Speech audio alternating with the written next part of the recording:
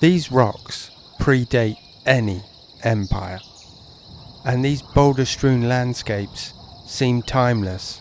It's here that the Tunga and the Badra rivers become one. These life-giving waters created the perfect conditions for the Vijayanagara Empire to build some of the most spectacular structures to be found anywhere in the world, leaving behind a legacy of beguiling artwork. This place is also of enormous spiritual significance. Hampi also provides a home for countless species and has done so for millennia. It's also a thriving community with its own distinct customs and traditions. I want to try and discover the place that Hampi once was and the place it is today. The good, the bad, and everything in between. So join me while we go on a journey and discover Hampi.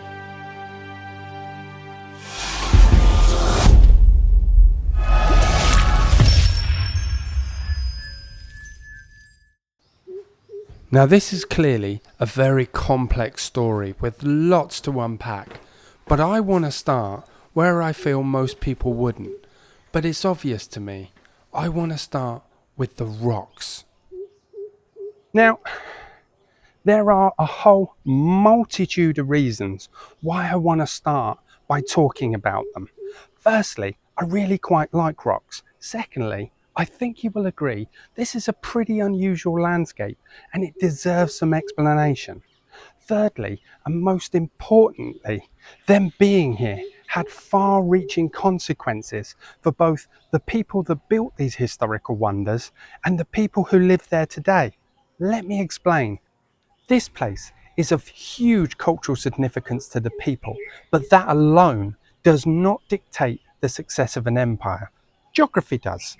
Now, the Tungabhadra River is just over there, and that produced a steady stream of clean water for the people to drink. It's also extremely fertile here. I mean, not actually here, but over there somewhere, it's very fertile. Take my word for it.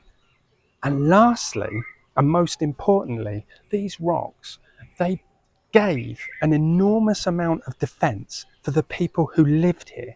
Now that is a recipe for success. Before I carry on, I feel it's necessary to talk about how these rocks come to be at all. Now, about 2.5 billion years ago, lava was pushed up from the Earth's core, but it never made it to the surface and remained suspended deep underground as it slowly cooled, forming these huge balls of rock. And after an even more vast period of time, the gaps in between these rocks were slowly weathered away. There wasn't some big volcanic push up to the surface as some people think. It was a very gradual process of erosion that give us this unique and extraordinary landscape that you see here. The Vijayanagara took those same rocks and crafted them into a city. With expert precision, brick by brick, the city grew to house over 500,000 inhabitants, containing grand palaces, elaborate bathhouses, and marketplaces that sold produce from all over the empire. Hampi would have been the envy of the ancient world. Each stone was cut with a clear, deep consideration for the materials used, so much so that hundreds of years later they still stand strong. Over 1,600 historical wonders remain for us to explore. It's a testament to the love and care that went into each brick that was laid. To me, ultimately, the Vijayanagara Empire shaped the rocks, but the rocks shaped the Vijayanagara Empire. Everything they were was founded on stone. The Vijayanagara Empire eventually fell in 1565 after they were beaten by an alliance of Deccan sultanates from the north during the Battle of Talikotta. This marked the end of the last great Hindu empire of southern India. Hampi was eventually abandoned and the city fell silent once again. Even today, those rocks the Vijayanagara crafted so skillfully are still of great value, so much so the Indian government had to ban the extraction of them, legal or not, to preserve this great landscape, which begs the question, how do you steal rocks? Today, Hampi is so much more than the ruins that made it famous. It's a thriving community adjacent to the extremely active Virupaksha temple, where devotees come far and wide to pray to Lord Shiva. This temple has functioned for centuries and has always been of huge spiritual significance. I don't think it's too much to say that this is the very beating heart of Hampi. The village itself has built a huge industry geared towards tourism. More than 500,000 tourists visit Hampi each year, both domestic and international. Restaurants, souvenir shops and guest houses line every street, as most locals depend on tourism to survive. However, Hampi is very small, so there are huge struggles to accommodate all of those hungry tourists who need a bed for the night and will inevitably leave rubbish behind them. On face value, Hampi looks like paradise on earth, but the reality is it's under continuous strain. The temples are hundreds of years old and crumbling, so maintaining them is both expensive and ongoing.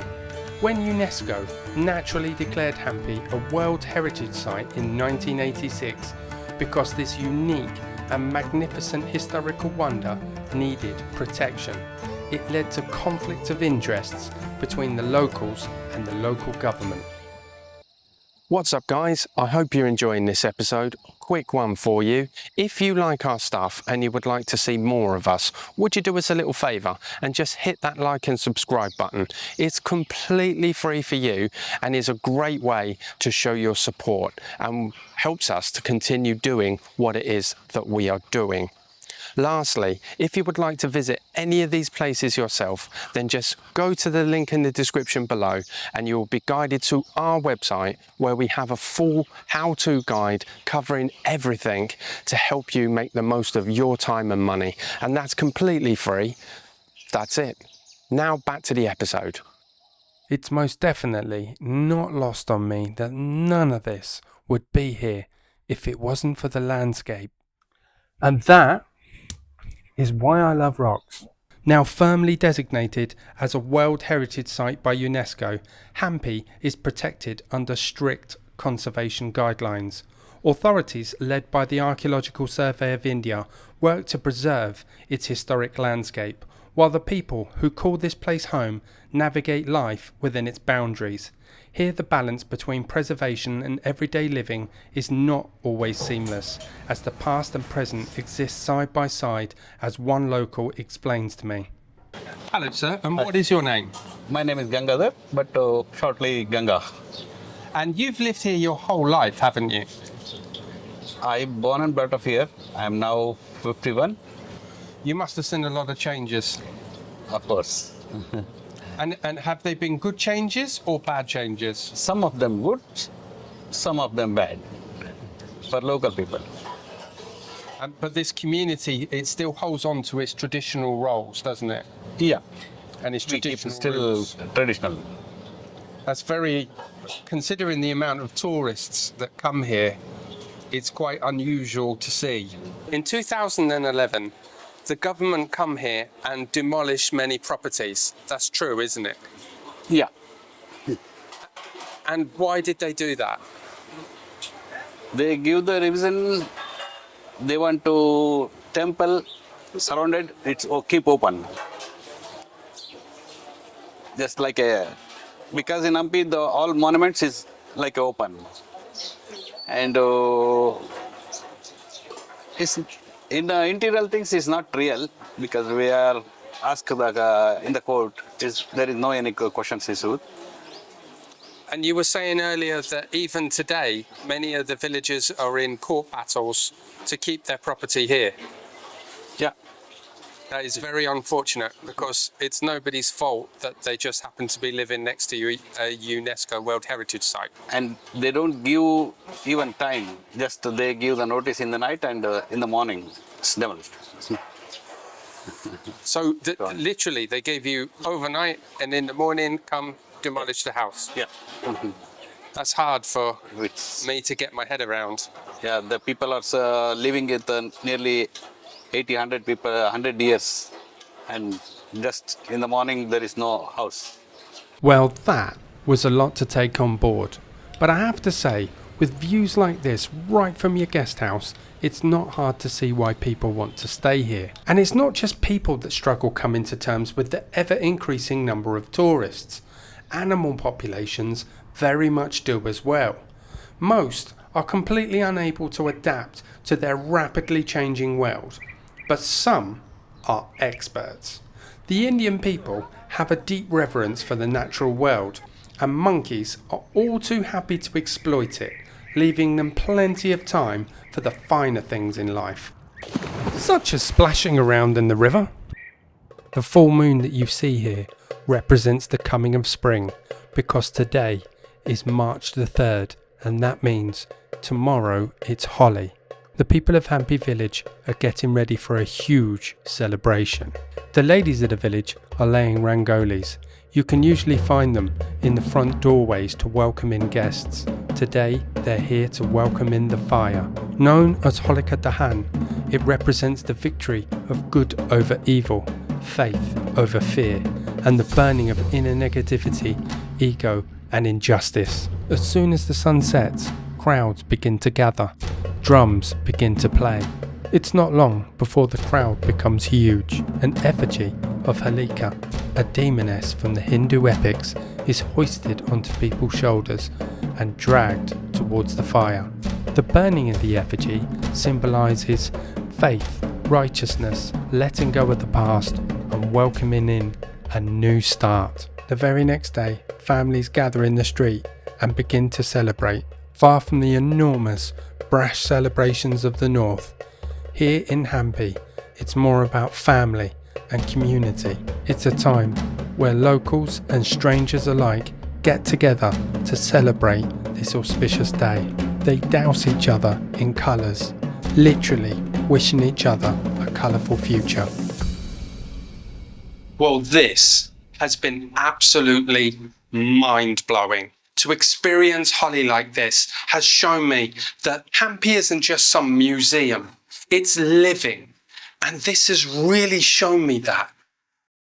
I can honestly say I will remember my time here for the rest of my life. You know, Hampi really is the world of contradictions. If UNESCO was to stop protecting this place, then the remnants of this civilization would be lost to the sands of time forever. And I think we as a species have a duty to preserve that. But in the same breath, the people that have lived here for generations and have called this place home deserve, I believe, to continue to live their life unhindered. And the wildlife has since retreated. I'm not really sure where it's retreated to be honest. But if the tourist wasn't coming and the money wasn't flowing in, then this land would probably be used for something completely different. Now, I don't know what the path to negotiation looks like. All I know is there must be one. And that solution needs to be found because the ruins, the people, and the wildlife depend on it.